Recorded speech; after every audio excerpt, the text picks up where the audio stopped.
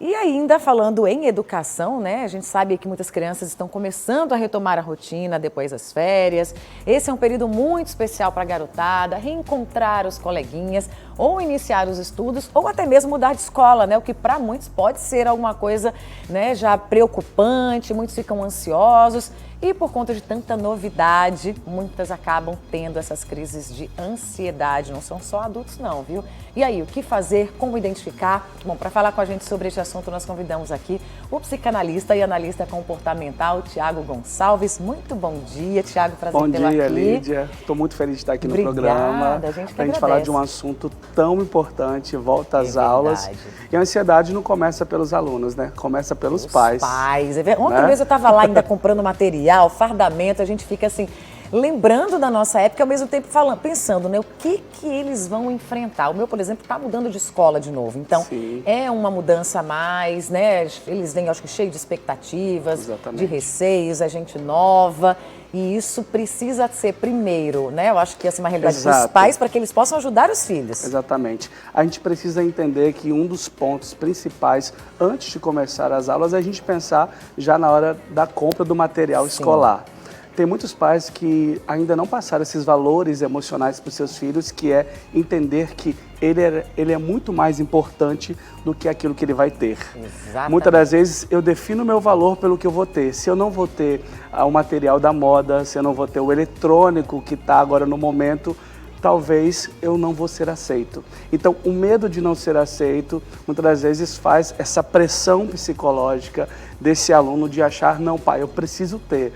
Porque se eu não tiver, eu vou sofrer bullying na escola, eu vou sofrer discriminação, mas meu amigo vai ter o tênis da marca, vai ter aquele produto que muitas das vezes o sistema consumista faz com que ele entenda que ele precisa ter para ser. Participar daquela rodinha ou daqueles, né, amigos ali, ele vai precisar estar inserido nesse contexto. Exatamente. Agora, aí o pai, ele cede ou não cede? Essa é a hora realmente de conversar com os filhos, que Sim. o valor dele não está nas coisas que ele possui? A gente precisa entender um ponto que é muito importante, é saber que eu preciso ter aquilo que o dinheiro não pode comprar. Sim, que é o mais importante e que hoje em dia é muito difícil também, né? Exatamente, é entender o valor. Olha, você não pode ter agora, mas quando a gente puder comprar, a gente vai ter isso. E você não precisa se sentir menor por não ter isso.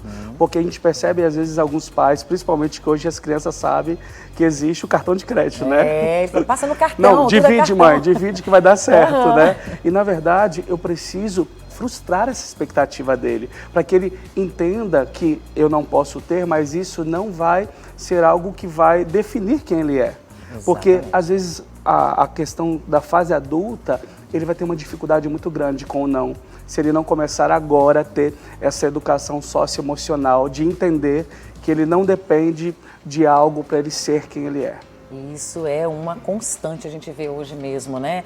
Essa realidade entre os jovens, começam nas crianças, né? Os adolescentes também, e os pais muitas vezes acabam de uma certa forma também incentivando isso, mesmo assim sem querer, e outros querendo mesmo, porque podem e acham que isso vai fazer, né, algum tipo de diferença, o filho se destacar, o que é prejudicial, né? A gente Exatamente. sabe. E tem também o outro lado, né, Lídia? Que muitas das vezes esse aluno, ele começa a ter algum tipo de sentimento tóxico, que é a questão da arrogância, de se sentir melhor, superior. de muitas das vezes fazer um bullying com outro aluno. Exatamente. Por ele não ter. Então, é muito importante também aprender sobre a empatia nesse momento.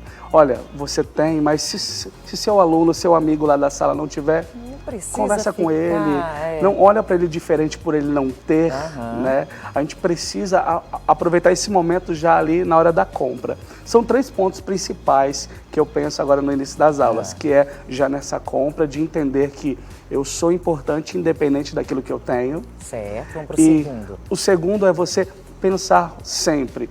Às vezes as pessoas elas têm essa dificuldade na hora de entrar na escola, da necessidade neurótica de ser aceita. E para mim ser aceita eu tenho que ser popular.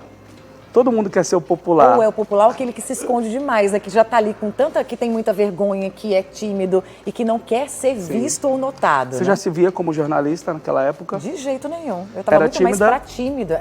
Sim. Não era popular. Na faculdade que eu me Eu estava naquele meio termo, Sim. sabe? Assim, naquelas rodinhas que não era nem de mais nem de menos.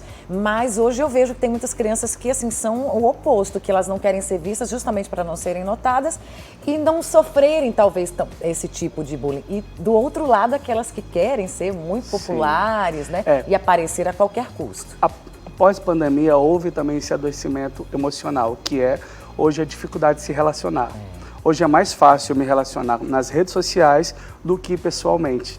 Então, é muito importante os pais que estão nos assistindo aconselhar os seus filhos para que eles tenham relacionamentos reais, se desconectem um pouco da questão da tecnologia e também entendam que é muito importante o seu filho entender que na escola ele está ali para estudar. Porque uma coisa é muito importante, Lídia, a gente não nasce não se gostando, gente. A gente aprende a não se gostar.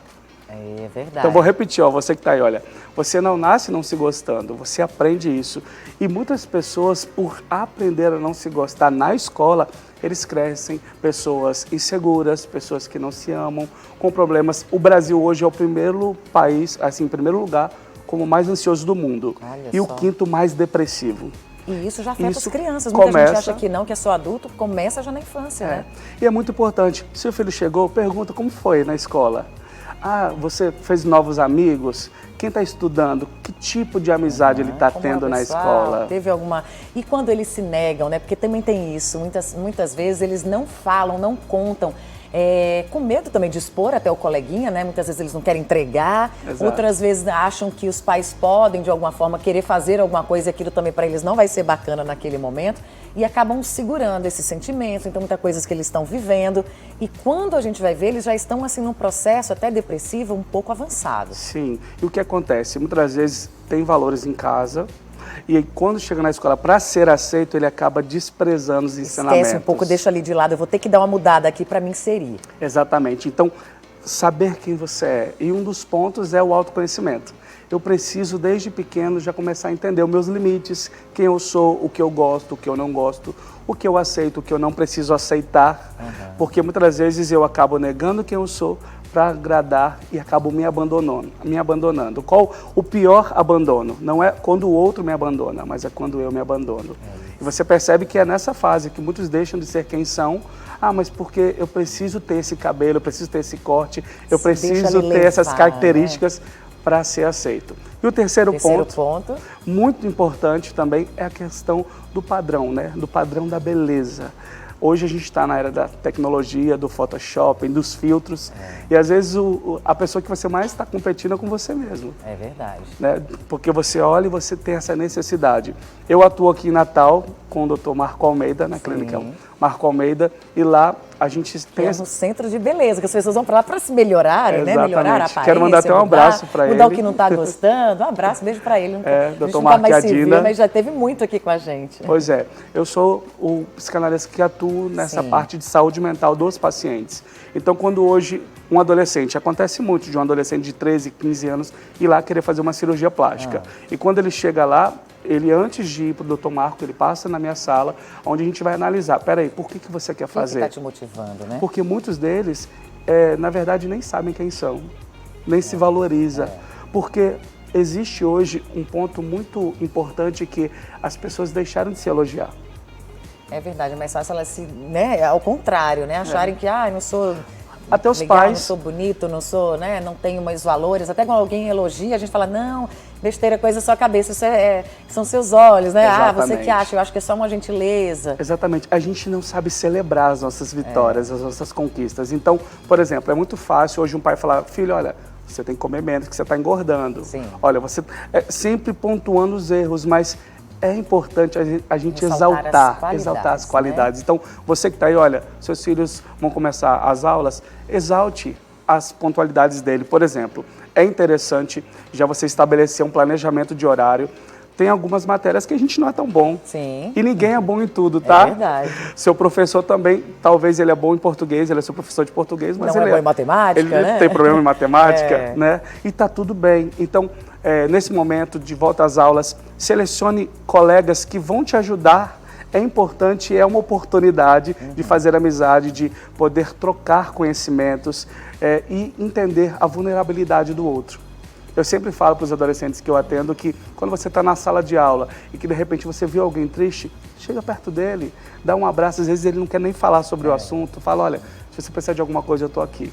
Eu acho que a gente precisa ter essa educação emocional nas escolas e entender da importância. Eu trabalho com o Dr. Augusto Cury, também, que você deve conhecer, e eu estou lançando um livro esse ano que a gente fala exatamente sobre isso. Existem muitas pessoas que estão morrendo antes do óbito e essa morte começa agora, na escola, quando a gente é rejeitado, quando a gente não se aceita, quando a gente não se ama. Então, você que é aluno que vai começar agora, olha, talvez você não tenha a mochila que você queria, o lápis que você queria, mas entenda, o seu valor não se resume a isso. Você é importante, mesmo que você está aí talvez zangado agora com a sua mãe, triste, né? Mas olha, vou mais de olho. Entenda isso, você é importante. E Lídia, é muito importante a gente entender aonde eu estou colocando o meu filho para estudar. Você já foi lá? Você já ambiente, né? Já participou das reuniões, né? É muito importante entender tudo isso. É verdade. Muito obrigada, Thiago Gonçalves, mais uma vez aqui com a gente, né? Psicanalista e também analista comportamental, para dar essas dicas, dar essas informações para a gente, até porque para nós, né, como os pais, sabemos lidarmos com essas situações. Sim. Muito obrigada, viu? Bom Obrigado. dia e um bom ano. Tá certo. Valeu, gente. Obrigada.